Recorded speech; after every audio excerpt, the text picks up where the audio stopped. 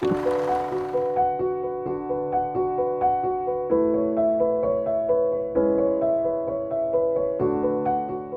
Bakewell is living proof that research saves lives. In 2010, she had a pioneering transplant, only made possible thanks to research funded directly by money donated to Kidney Research UK. I was diagnosed in my mid-20s that I had a kidney problem. And over the years it progressed, but very, very slowly. So I didn't actually realise how poorly I was getting until about my sort of late 40s. And then all of a sudden it's like hitting a brick wall. And there was no ifs or buts. My kidney function was such that I wouldn't live beyond 55 if I wasn't careful.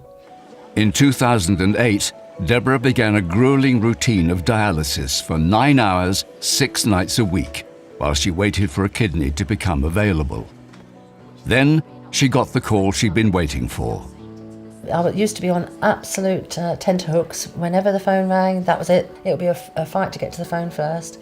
And when you get that call, instantly, pardon? Is it? Your heart's in your mouth. Well, we had developed the technique over a number of years in the laboratory, and in fact we had done experimental work on more than about 500 kidneys before we thought we were ready to actually do a kidney transplant in a patient. Fantastic. The results improve year on year. When the professor was explaining about the new research, and he said, oh, by the way, it's never been tried anywhere, I thought immediately, for probably a split second, I thought, oh gosh, I'm going to be a guinea pig here. Then I thought, what have I got to lose? 9 hours a night, 6 nights a week, not much of a life really. I then thought, right, let's go for it. Deborah was the first person in the world to be given a previously rejected kidney, which was then revived using a new technique called normothermic perfusion. The research team, led by Professor Mike Nicholson at Leicester General Hospital, had made a breakthrough. So normally, kidney transplants are stored in ice, in an ice box. And that's a good and simple method of storage, but it is limited by time.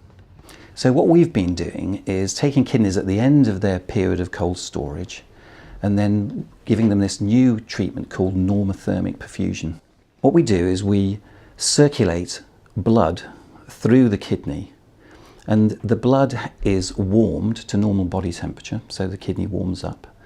The second thing is the blood is very oxygen rich, which means the kidney can replenish the stores of this cellular energy package, the ATP molecules. And then the third thing is there are some goodies in the blood that we add that preserve the kidney and we hope help it function better when it's transplanted.